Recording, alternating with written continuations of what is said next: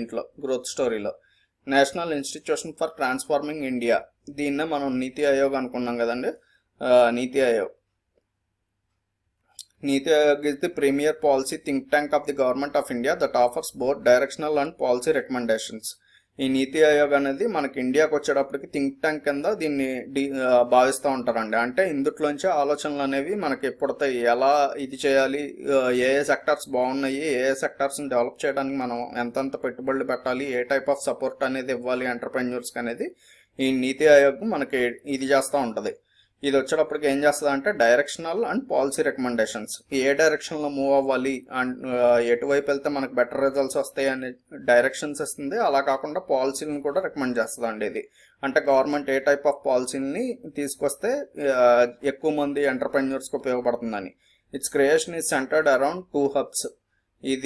దీని క్రియేషన్ అనేది 2 హబ్స్ మీద మనకి మెయిన్గా డిపెండ్ అయి ఉంది. The team India hub and the knowledge and the innovation hub. ఈ team India hub and knowledge and innovation hub, ఈ 2 హబ్స్ మీద మనకి ఎక్కువ నీతి ఆయోగ్ అనేది బేస్ అయి ఉందండి. Team India hub facilitate state involvement with the central government.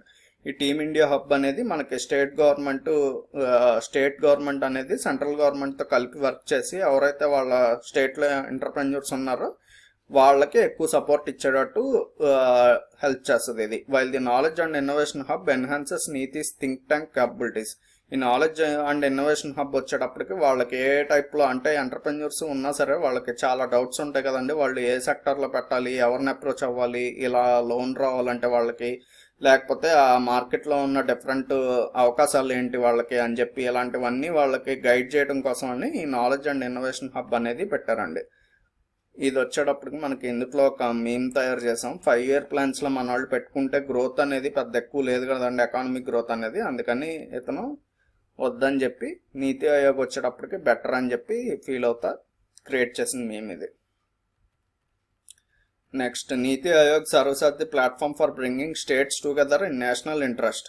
నీతి ఆయోగ్ అనేది మనకి ఈ స్టేట్స్ని కూడా సెంట్రల్ గవర్నమెంట్తో పాటు కలిసి వర్క్ చేసేటట్టు చేస్తుందండి. Promoting cooperative federalism. Cooperative federalism అంటే మనకి ఫెడరలిజం అంటే ఏంటండి అసలు అంటే స్టేట్ గవర్నమెంట్ సెంట్రల్ గవర్నమెంట్తో పాటు కలిసి పనిచేయటాన్ని ఫెడరలిజం అంటారు. ఇది కోఆపరేటివ్ ఫెడరలిజం అంటున్నాడు. It is also a state of the art resource centre that provide strategic policy vision for the government and helps manage unexpected situations. ఒకవేళ అన్ఎక్స్పెక్టెడ్ సిచ్యుయేషన్స్ ఏమన్నా గనక వచ్చినాయి అనుకోండి, ఆ టైంలో మనకి ఎవరు ఎలా రియాక్ట్ అవ్వాలి అనేది ఇది ఫామ్ చేస్తుంది అండి. అంటే రూల్స్ అనేది ఫామ్ చేస్తుంది. ఒకవేళ సడన్గా ఏదన్నా సోషియో ఎకనామిక్ చేంజెస్ జరిగినాయి, లేకపోతే ఎక్కడన్నా వార్ జరిగింది, ఆ టైంలో మన గవర్నమెంట్ అనేది ఎక్కువ ఒకేసారి కంగారు పడకుండా మన వాళ్ళని గైడ్ చేస్తుంది అండి. అంటే మన బిజినెస్ ఆపరేటర్స్ ఉంటారు చూసారా, వాళ్ళని ఇది గైడ్ చేస్తుంది. The prime minister chairs the NITI Aayog and its governing council comprises the chairperson. ఈ ప్రైమ్ మినిస్టర్ అనే ఆయన, మనకి ప్రైమ్ మినిస్టర్ ఉంటారు కదండి, ఆయన దీనికి నీతి ఆయోగ్కి మెయిన్ మెంబర్ అండి. And council comprises the chairperson అనే ఆయన ఉంటారు. Next, ex officio members of NITI Aayog. Ex officio అంటే మనకి ఇది ఒక లాటిన్ టర్మ్ అండి. ఎక్స్ అఫిషియో అంటే ఏం లేదు. ఎక్స్ అఫిషియో అంటే మనకు వచ్చేటప్పటికి from the office.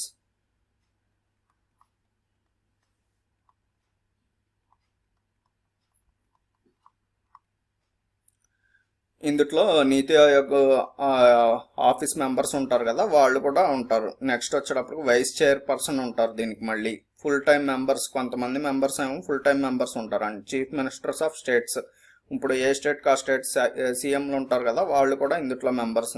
Next, the lieutenant governor of the Andaman and Nicobar islands. Andaman and Nicobar ఐలాండ్స్కి సంబంధించిన లెఫ్టినెంట్ గవర్నర్ కూడా ఇందులో ఉంటారండి.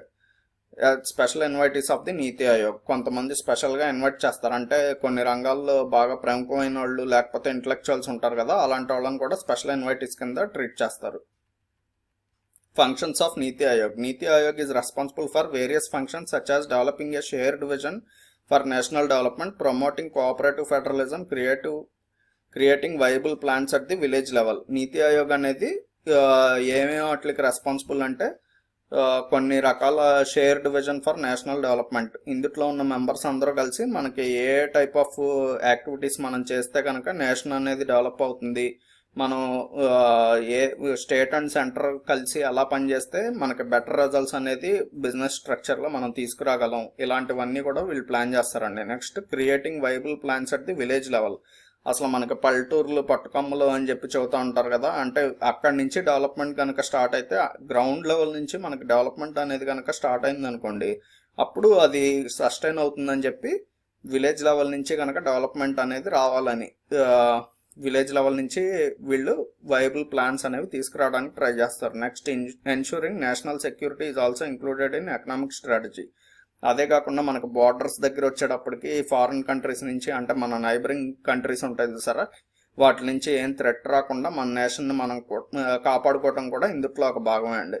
Establishing strategic and long term policy and program frameworks and initiatives. ఏదైనా స్ట్రాటజిక్గా ప్లాన్ చేయాలి, అది షార్ట్ టర్మ్ కాకుండా లాంగ్ టర్మ్గా అది దేశానికి అనేది పనికొచ్చేటట్టు కొన్ని ఫ్రేమ్వర్క్స్ అనేవి తీసుకొస్తారండి. అది కూడా దీని ముఖ్య ఉద్దేశం. Establishing a collaborating network of stake holders and experts.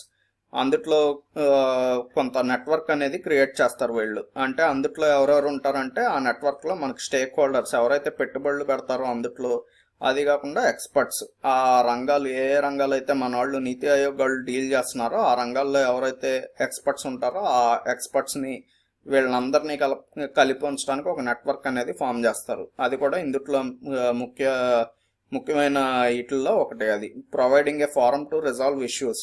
ఒకవేళ ఏమన్నా ఇష్యూస్ జరిగినాయి అనుకోండి, అంటే సెంట్రల్ గవర్నమెంట్ స్టేట్ గవర్నమెంట్ వీళ్ళ దగ్గరికి వీళ్ళు కనుక ఎంటర్ప్రెన్యూర్స్ కనుక వెళ్ళి వాళ్ళకున్న ప్రాబ్లమ్స్ని చెబితే, అంటే వాళ్ళకి ఏదన్నా ప్రాబ్లమ్స్ వస్తే గవర్నమెంట్ యాక్టివిటీస్ ద్వారా కానీ లేకపోతే వాళ్ళకున్న కాంపిటీటర్స్ ద్వారా ఏదన్నా ఇష్యూ జరిగింది అనుకోండి వాళ్ళకి వస్తే వాటిని రిజాల్వ్ చేయటం. And focusing on technological advancement and capacity building. Technology అనేది కొత్త ప్రొడక్షన్ టెక్నాలజీ వచ్చినా లేకపోతే R&Dలో ఏదన్నా కొత్త టెక్నాలజీ వచ్చినా వాటిని వీళ్ళు ఎలా ఇంప్లిమెంట్ చేసుకోవాలని, లేకపోతే వీళ్ళకున్న కెపాసిటీస్ అనేది, అంటే ప్రొడక్షన్ వాళ్ళు చేసేది వాళ్ళ కెపాసిటీని కనుక పెంచుకోవాలనుకుంటే ఇలాంటి వాటికి అన్నిటికీ వాళ్ళు సపోర్ట్ కావాలంటే నీతి ఆయోగ్ని approach అవ్వచ్చండి. The case for NITI Aayog. The establishment of NITI Aayog can be justified for the following reasons.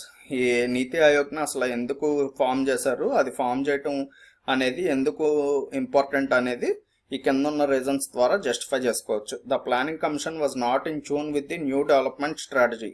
ఈ ప్లానింగ్ కమిషన్ అనేది మనకి కొత్తగా ఏదన్నా డెవలప్మెంట్ స్ట్రాటజీ ఎక్కువ డెవలప్ అవ్వాలంటే మనకి నేషన్ అనేది దాంతో సరిపోయే ట్యూన్లో ఉండట్లేదండి. అంటే ప్లానింగ్ కమిషన్ వాళ్ళు చేస్తున్న ప్లానింగ్ ఒకటి, కానీ వాళ్ళు ఎక్కువ రిజల్ట్ అనేది చూపించలేకపోతున్నారు కదా, అందుకని చెప్పి అది సరిగ్గా లేదని చెప్పి నీతి ఆయోగ్ స్టార్ట్ చేశారు. There were two inconsistencies with respect to the planning commission. Firstly there was a conflict between the planning framework.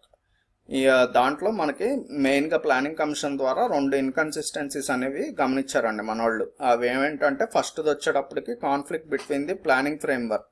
ఈ ప్లానింగ్ ఫ్రేమ్వర్క్ ఉంది చూసారా, అంటే ఈ టైప్లో వర్క్ చేయాలి, ఇలా ఇక్కడ ఈ సెక్టార్లో ఎంత ప్రొడక్షన్ అనేది రావాలి, ఇలాంటివి వీళ్ళు చెబుతారు కదా. ప్లానింగ్ ఫ్రేమ్వర్క్లో వచ్చేటప్పటికి కాన్ఫ్లిక్ట్స్ వస్తున్నాయండి. Which was mostly under control and the markets role, which was mostly under government control. ఇక్కడ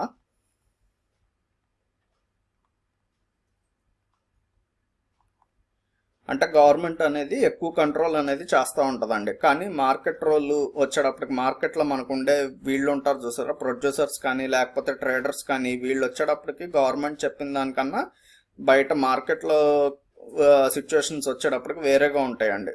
దాన్ని బట్టి వీళ్ళిద్దరికి మధ్యలో ఈ పాలసీస్ ఫ్రేమ్ చేసేదేమో గవర్నమెంట్, ఇది దాన్ని ఇంప్లిమెంట్ చేయాల్సింది కూడా గవర్నమెంటే. కానీ వీళ్ళు వచ్చేటప్పటికి మార్కెట్లో ఉన్న పర్సన్స్, మనం ఇందాక అనుకున్నాం కదా సెంట్రలైజ్డ్ ఇదని చెప్పి, సెంట్రలైజ్డ్ ప్లానింగ్ అని చెప్పి, దాని ప్రకారం వాళ్ళు చేస్తున్న ప్లానింగ్ అనేది వీళ్ళకి నచ్చట్లేదు. అలా కాన్ఫ్లిక్ట్ అనేది వస్తుంది. Which was not much under control. Secondly there was a contradiction between centralised authority over resource allocation and states development role. ఈ రిసోర్సెస్ అనేవి వాళ్ళు అలొకేషన్ చేయడంలో, అంటే ఎవరికి ఎంత అలొకేట్ చేయాలి రిసోర్సెస్ అనేది, దాంట్లో కూడా ఒక మనకి కాంట్రడిక్షన్ అనేది వస్తుందండి. దాని ద్వారా కూడా మన వాళ్ళు ఎక్కువ ప్రొడక్షన్ అనేది చేయలేకపోతున్నారు. అంటే రిసోర్సెస్ అనేవి అవసరమైన ప్లేస్లోనేమో తక్కువ రిసోర్సెస్ ఇచ్చి అవసరం లేని ప్లేసుల్లోనేమో ఎక్కువ డబ్బులు అనేది ఖర్చు పెడుతున్నారు మన వాళ్ళు, అంటే మన ఇండియన్ గవర్నమెంట్ వాళ్ళు. అది ఒక కాన్ఫ్లిక్ట్ అండి. As a result the private sector and the states were forced to operate in a limited environment. దీని కారణంగా ఏమవుతుంది, మనకి ప్రైవేట్ సెక్టార్లో ఉన్నవాళ్ళు లేకపోతే స్టేట్ గవర్నమెంట్స్ వచ్చేటప్పటికి చాలా లిమిటెడ్ రిసోర్సెస్తో కానీ లేకపోతే చాలా ఒక బౌండరీ పెట్టుకొని ఆ బౌండరీలోనే వర్క్ చేయాల్సి వస్తుంది వాళ్ళు. అదొక మెయిన్ డిఫెక్ట్ దీనికి. నెక్స్ట్ అందుకని కూడా మన వాళ్ళు నీతి ఆయోగ్ అనేది ఫామ్ చేశారు. నెక్స్ట్ ప్రమోటింగ్ అకౌంటబిలిటీ అనేది పెంచడానికి, అంటే ఎక్కువ ఎవరు అకౌంటబుల్గా ఉండాలి దీనికి అని చెప్పి చూసుకుంటే మనకు ప్లానింగ్ కమిషన్లో వచ్చేటప్పటికి ఎవరికాళ్ళు ఇది మా బాధ్యత కాదన్నట్టు తప్పించుకోవడానికి చూస్తూ ఉండేవాళ్ళు అండి. అంటే మేము దీనికి బాధ్యులం కాదని తప్పించుకునేవాళ్ళు. అలా కాకుండా బాధ్యత తీసుకోవడాన్ని అకౌంటబిలిటీ అంటారు. Promoting accountability.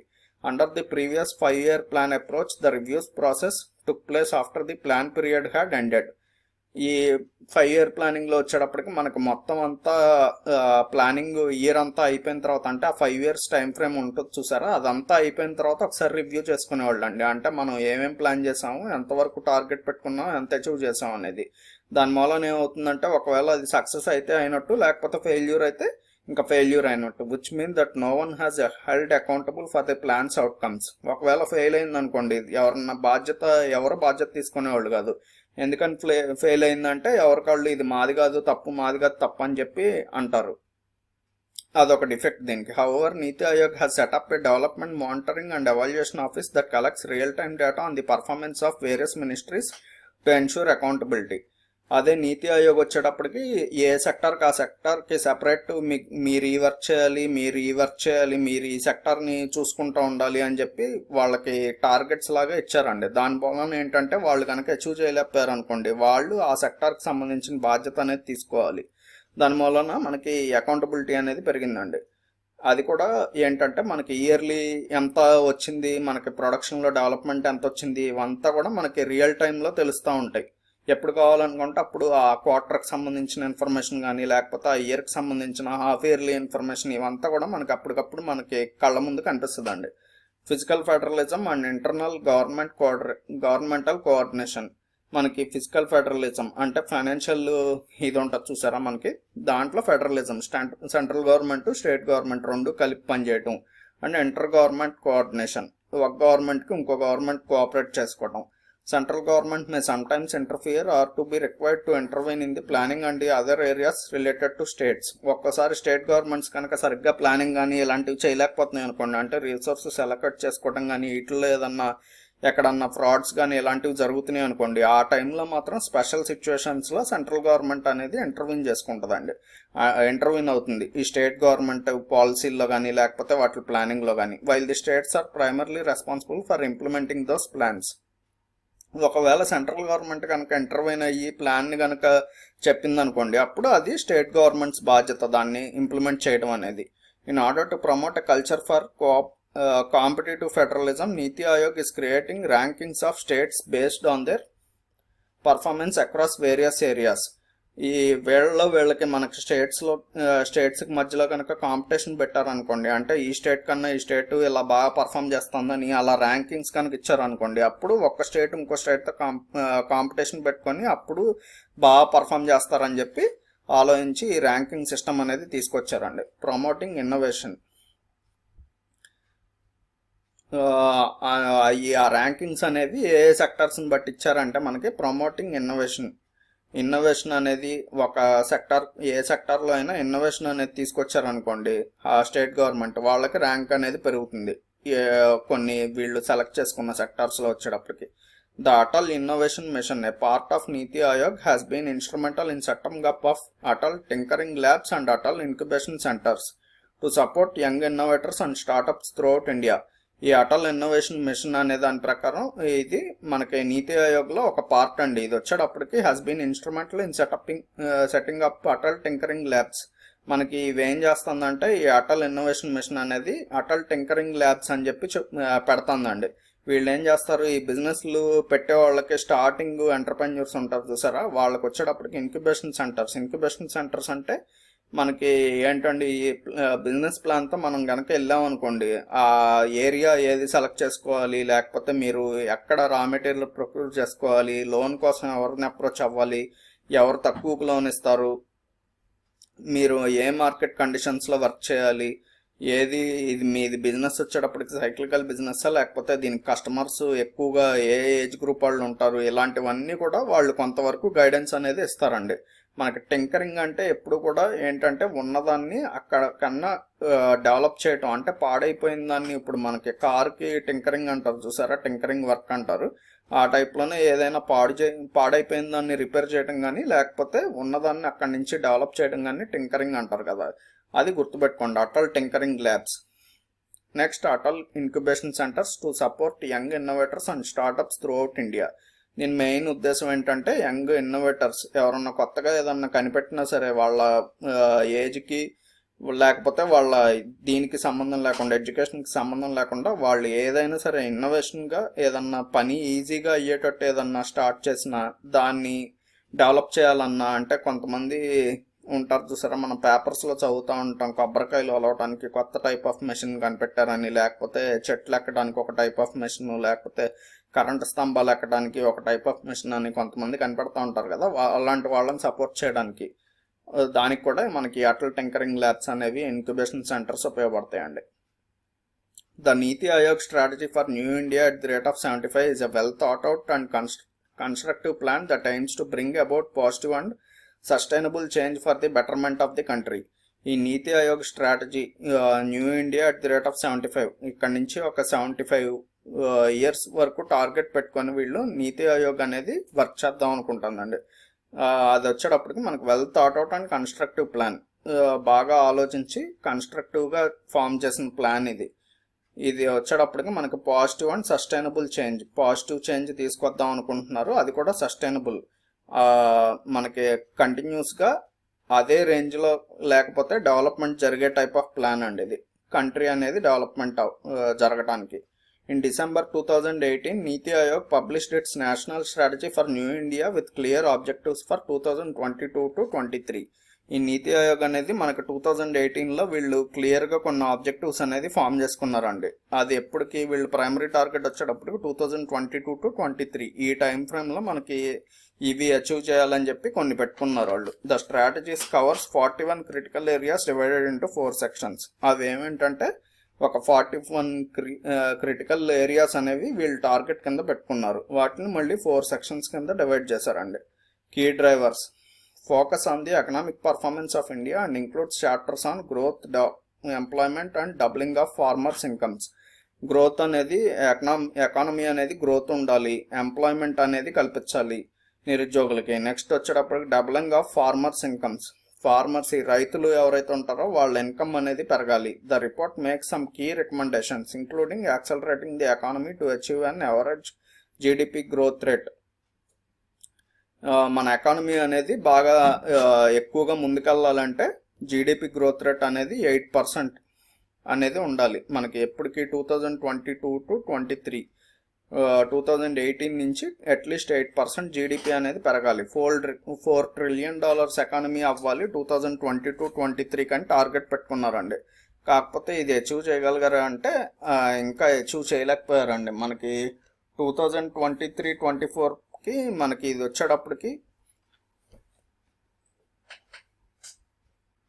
it also says increasing gross fixed capital formation from 29% in 2018 to 36% in 2022. ఈ గ్రాస్ ఫిక్స్డ్ క్యాపిటల్ అది వచ్చేటప్పటికి అంటే మనకి క్యాపిటల్ అనేది ఫార్మేషన్ జరగడానికి ఏదైతే డబ్బులు సమకూర్చడం అనేది 29% ఉండేదండి 2018లో, అది 36%కి పెంచుకుందాం అని చెప్పి అనుకున్నారు. మనకి డబ్బులు ఎక్కువ దేని నుంచి వస్తాయి, ట్యాక్స్ల ద్వారా కానీ ఇలాంటిది ఏదైనా ఫిక్స్డ్ క్యాపిటల్ ఫార్మేషన్ ఏదైనా సరే క్యాపిటల్ ఫార్మేషన్ అనేది 29% నుంచి 36%కి పెంచుకుందాం అనుకున్నారు. అండ్ ఎన్హాన్సింగ్ పబ్లిక్ ఇన్వెస్ట్మెంట్ కూడా జనాల దగ్గర నుంచి కూడా పెట్టుబడులు అనేవి గవర్నమెంట్కి పెంచుకుందాం అని చెప్పి అనుకున్నారు 2022 కల్లా. Additionally the report recommends increasing the tax to GDP ratio to at least 22% of the GDP by 2022 to 23 from 17% in 2018. ఈ జీడిపికి ట్యాక్స్కి ఉన్న రేషియో ఉంటుంది చూసారా, అంటే అది వచ్చేటప్పటికి మనకి 22% చేద్దామని చెప్పి అనుకున్నారండి 2022-23కి. అది 28లో ఎంత 2018లో ఎంత ఉండేదంటే 17% ఉండేది. And rising the export of goods and services to $800 billion per year by 2022-23. 2022-23కి వచ్చేటప్పటికి $800 billion మన exports of goods and services అనేది ఉండాలనుకున్నారు. కానీ ఇది వచ్చేటప్పటికి మన వాళ్ళు అచీవ్ చేయలేకపోయారండి. మనది 2023-24కి ఇది వచ్చేటప్పటికి $778 billion ఉంది. ఇది అంటే కొంత తక్కువ ఉంది. 2022-23కి అయితే దీన్ని అచీవ్ చేయలేకపోయారు. ఫ్రమ్ $478 billion ఇన్ 2018లో $478 billion అనేది ఉంది మనకి. Next infrastructure. It aims to enhance the competitiveness of Indian business while ensuring the ease of living for citizens. మనకి enhance the competitiveness of Indian businesses. ఈ ఇండియాలో బిజినెస్ చేయాలంటే వాళ్ళకి మధ్యలో ఉండే కాంపిటీషన్ అనేది బాగుంటే కనుక వాళ్ళు బెటర్ సర్వీసెస్ కానీ లేకపోతే బెటర్ క్వాలిటీ కానీ అందిస్తారు కదా, అది మన సిటిజన్స్కి వచ్చేటప్పటికి బెనిఫిట్ అనేది ఉండాలండి. వాళ్ళ మధ్యలో కనుక వాళ్ళ కాంపిటీషన్ ఉంటే కనుక వాళ్ళు సిటిజన్స్కి వచ్చేటప్పటికి బెటర్ సర్వీస్ కానీ లేకపోతే బెటర్ ప్రొడక్ట్ కానీ అందించగలరు. Establishing a rail development authority to advise on an integrated transparent and dynamic pricing mechanism for the railways. ఈ రైల్వే డెవలప్మెంట్ అథారిటీ అనేది తీసుకొచ్చారండి. దాన్ని తీసుకురావటం వలన ఏంటంటే ఒక చోట నుంచి ఒక చోటకి రా మెటీరియల్స్ అనేవి ఈజీగా ట్రాన్స్పోర్ట్ జరుగుతుంది. Integrated transparent and dynamic pricing mechanism for the railways. ఎప్పటికప్పుడు ఉన్న సిచ్యువేషన్ బేస్ చేసుకొని డైనమిక్ అంటే ఎప్పుడు కూడా చేంజ్ అయ్యేదండి. Dynamic pricing mechanism for the railways. ఒక రా మెటీరియల్ని ఎక్స్పోర్ట్ చేయడానికి అంటే గూడ్స్ని ఎక్స్పోర్ట్ చేయడానికి కానీ లేకపోతే జనాలు ఒక చోట నుంచి ఒక చోటకి ట్రాన్స్పోర్టేషన్ అవటం కోసం కానీ వీటికి అన్నిటికీ కూడా మనకి రైల్వేస్ అనేది ఎక్కువ ఉపయోగపడుతుంది. అంటే రైల్వేస్ని ఎక్కువ డెవలప్ చేయడం అనేది ఒక ఇది కింద పెట్టుకున్నారు. ఇన్ఫ్రాస్ట్రక్చర్ మీద, రైల్వే ఇన్ఫ్రాస్ట్రక్చర్ మీద ఎక్కువ కాన్సన్ట్రేట్ చేశారు. Aim to digitalise all government services at the state, district and gram panchayat levels by 2022-23. మనకి గ్రామ పంచాయతీ లెవెల్స్లో కానీ లేకపోతే స్టేట్ గవర్నమెంట్లో కానీ డిస్ట్రిక్ట్ వీటిల్లో కానీ అడ్మినిస్ట్రేటివ్ ఆఫీసెస్లో అక్కడ ఉన్న ఫైల్స్ అన్నీ కూడా డిజిటలైజ్ చేసి వాటిని జనాలకి సేవ చేయాలని చెప్పి అనుకున్నారండి. 2022-23 కల్లా మొత్తం అంతా కూడా డిజిటలైజేషన్ అనేది జరగాలని చెప్పి ఒక టార్గెట్ కింద పెట్టుకున్నారు. Inclusion. It focuses on investing in the capabilities of all Indian citizens with themes revolving around health, education and main stream of traditionally marginalised sections. ఇది ఎక్కువ ఫోకస్ ఎక్కడ చేసిందంటే ఆల్రౌండ్ ఇండియాలో ఉండే అన్ని సిటిజన్స్, అందరు సిటిజన్స్ కూడా ఆల్రౌండ్ డెవలప్మెంట్ అనేది జరగాలి. అంటే వాళ్ళు ఎక్కువ చదువుకోవాలి, వాళ్ళ హెల్త్ బాగుండాలి, ఇలాంటివన్నీ కూడా వాటి మీద కాన్సన్ట్రేట్ చేసిందండి. అవన్నీ బాగుంటే కనుక వాళ్ళు ఏం చేస్తారు, ఈ థీమ్స్ ఉన్నాయి చూసారా, మెయిన్గా హెల్త్ థీమ్ కానీ లేకపోతే ఎడ్యుకేషన్ కానీ, main streaming of traditionally marginalised sections. ఇదివరకు వచ్చేటప్పటికి బాగా తక్కువ మార్జిన్స్ ఉండే బిజినెస్లు ఉంటాయి చూసారా, ఇలాంటి వాటిలో అన్నిటిలో వాళ్ళు కనుక వాళ్ళకి కావాల్సిన బేసిక్ నీడ్స్ ఇలాంటివన్నీ ఉంటే వాళ్ళు వేరే రకంగా ఆలోచించడం మొదలు పెడతారండి. అంటే అప్పటి వరకు వచ్చేటప్పటికి ఫుడ్ కోసం ఇలాంటి వాటి కోసం ఇది చేసిన వాళ్ళు వాళ్ళకి కావాల్సిన ఈ బెనిఫిట్స్ అన్నీ వాళ్ళు ముందు తిండికి ఇలాంటి వాటికి అన్నిటికీ చూసుకోకుండా వాళ్ళకి రోజు గడిపే ఇది వస్తే కనుక మిగిలిన సెక్టార్స్ మీద వాళ్ళు వాళ్ళ తెలివిని కూడా ఉపయోగిస్తారు. హెల్త్ సెక్టార్ని డెవలప్ చేయడానికి, లేకపోతే ఎడ్యుకేషన్ సెక్టార్ని, లేకపోతే ఇలా పాత బిజినెస్లు ఏదైతే తక్కువ మార్జిన్ వచ్చేదో వాటిల్లో మార్జిన్స్ పెంచడానికి, ఇలాంటి వాటిని అన్నిటిని డెవలప్ చేయడానికి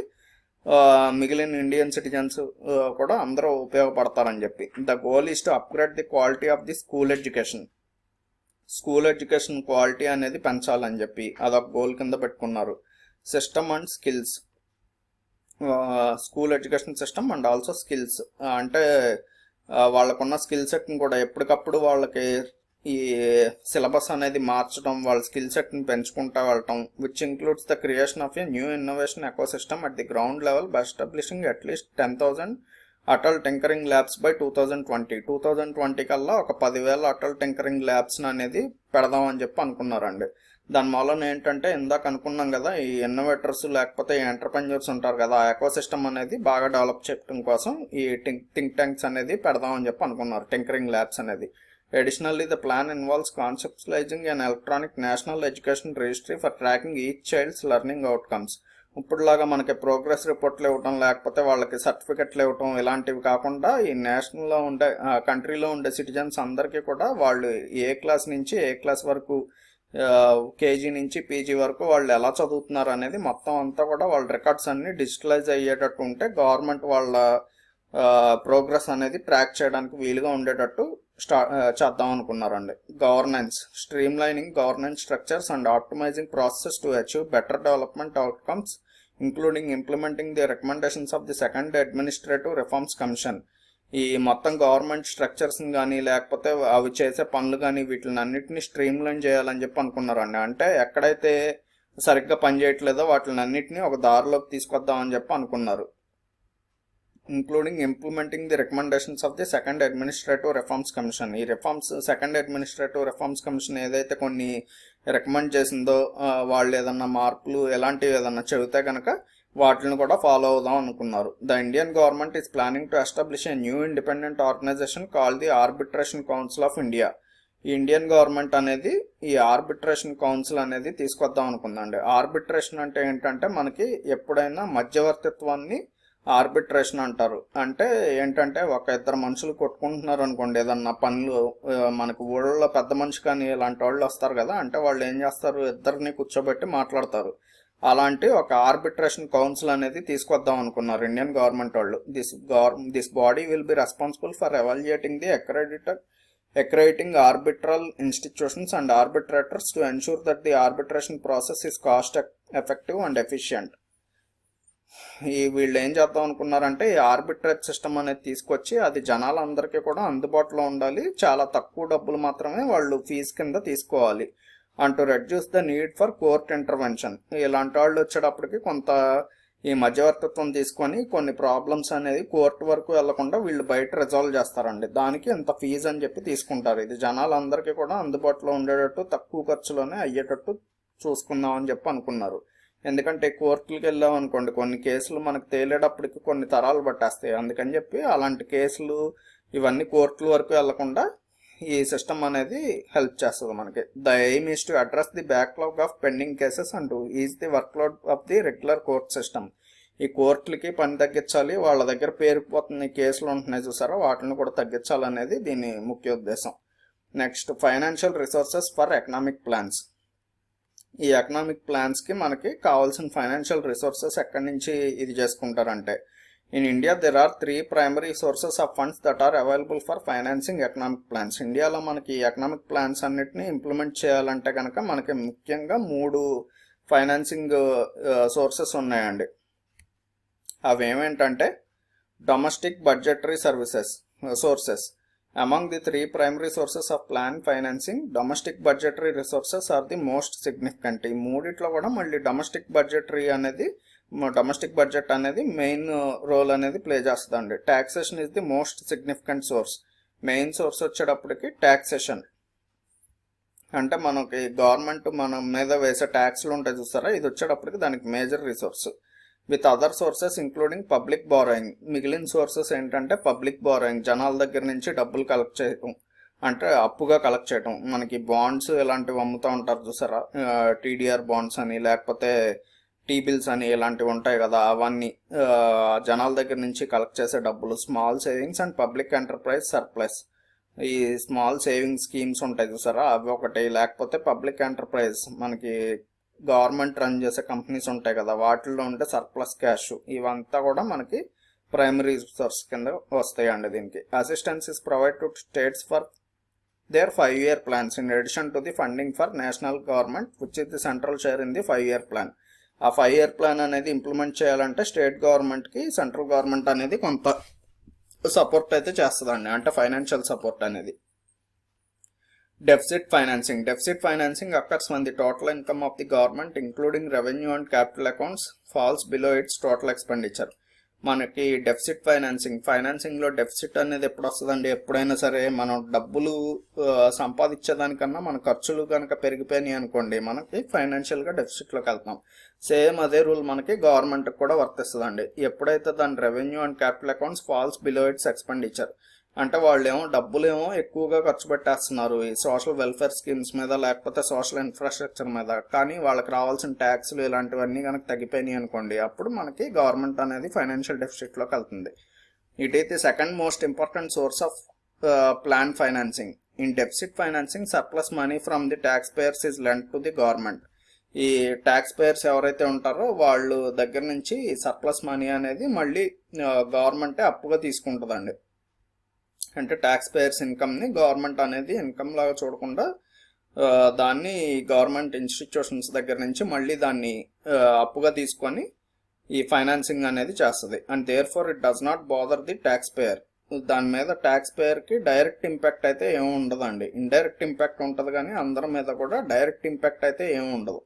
There are 3 different types of deficit financing, including borrowing from public and foreign governments. వాటిలో మళ్ళీ డెఫిసిట్ ఫైనాన్సింగ్లో 3 రకాలు ఉంటాయండి. అవి కొన్ని రకాలు ఉంటాయి. అవి ఏమేంటంటే బారోయింగ్ ఫ్రమ్ పబ్లిక్ దగ్గర నుంచి డబ్బులు బారో చేయటం ఈ బాండ్స్ రూపంలో. నెక్స్ట్ ఫారిన్ గవర్నమెంట్స్ దగ్గర నుంచి తీసుకోవటం, అంటే వేరే కంట్రీస్ నుంచి ఇంటర్నేషనల్ బ్యాంక్స్ ఉంటాయి, వాటి దగ్గర వరల్డ్ బ్యాంక్ దగ్గర నుంచి డబ్బులు తీసుకోవటం, ఇవన్నీ కూడా వస్తాయండి. With drawing cash balances held with reserve bank of India. Reserve bank అనేది దాని క్యాష్ బ్యాలెన్సెస్ మెయింటైన్ చేస్తుంది. ఆ రిజర్వ్ బ్యాంక్ దగ్గర డబ్బులు తీసుకోవటం borrowing from the reserve bank of India. Reserve bank దగ్గర కూడా అప్పులు తీసుకుంటారు.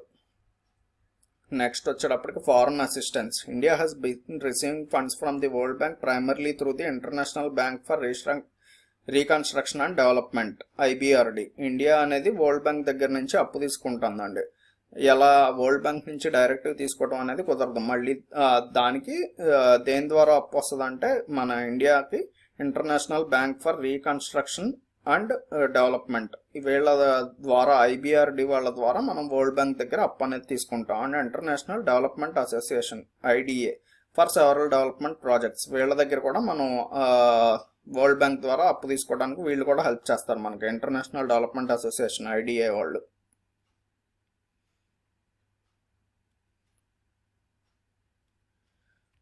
All through IBRD loans are non-concessional. They are offered on favorable terms.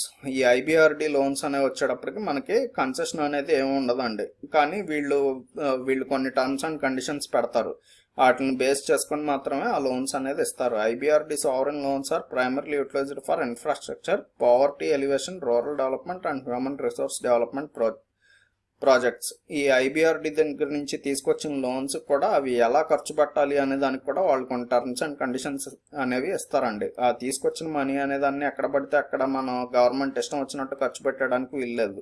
Only ఆ మనీని ఎక్కడెక్కడ వాడాలంటే ఇన్ఫ్రాస్ట్రక్చర్ డెవలప్మెంట్ కోసం వాడాలి, లేకపోతే దేశంలో ఉన్న ప్రజలు బాగా పేదరికంలో ఉంటే వాళ్ళ పేదరికాన్ని తగ్గించడం కోసం ఒకటి వాడాలి. నెక్స్ట్ వచ్చేటప్పటికి రూరల్ డెవలప్మెంట్, ఈ పల్లెటూరులో ఏదన్నా డెవలప్మెంట్ యాక్టివిటీస్ చేస్తుంటే వాటికి, లేకపోతే హ్యూమన్ రిసోర్సెస్ అనేది పెంచడం కోసం, అంటే కొన్ని సెక్టార్లలో జనాలు ఉంటారు చూసారా, వాళ్ళని అంటే ఎంప్లాయీస్ని పెంచడం కోసం, అలాంటి వాటికి మాత్రమే దీన్ని అనేది వాడాలండి. ఓకే, ఇక్కడితో ఈ చాప్టర్ అయిపోయింది. ఇందులో నేను మీకు కొన్ని బిట్స్ ఇచ్చానండి, టెస్ట్ యువర్ ప్రోగ్రెస్ అని. ఆ బిట్స్ ఒకసారి కంప్లీట్ చేసి మీరు ఎంతవరకు ఆన్సర్ చేయగలరు అనేది చూసుకోండి. ఒకవేళ నేను ఏదన్నా కనుక ఫాస్ట్గా చెప్పాను అనిపిస్తే ఒకసారి మీరు స్పీడ్ అనేది అడ్జస్ట్ చేసుకోండి. మీకు ఏ స్పీడ్లో కావాలంటే ఆ స్పీడ్లో ఉంటుంది, దాన్ని బట్టి స్పీడ్ అడ్జస్ట్ చేసుకోండి. మీ ఫ్రెండ్స్ కనుక ఎవరన్నా JIB ఎగ్జామ్స్ కానీ అవి రాస్తుంటే కొంచెం వాళ్ళకు కూడా ఈ వీడియో షేర్ చేయండి, మాకు కూడా హెల్ప్ అవుతుంది. Thank you, bye. ఛానల్ని అలాగే సబ్స్క్రైబ్ చేసుకోండి, అప్పుడు మీకు నోటిఫికేషన్స్ అనేవి వస్తాయండి. మీద ఉన్న కొత్త వీడియో కానీ ఏమన్నా పెట్టామంటే మీకు నోటిఫికేషన్స్ అని వస్తాయి. వీడియోని కూడా లైక్ చేయండి.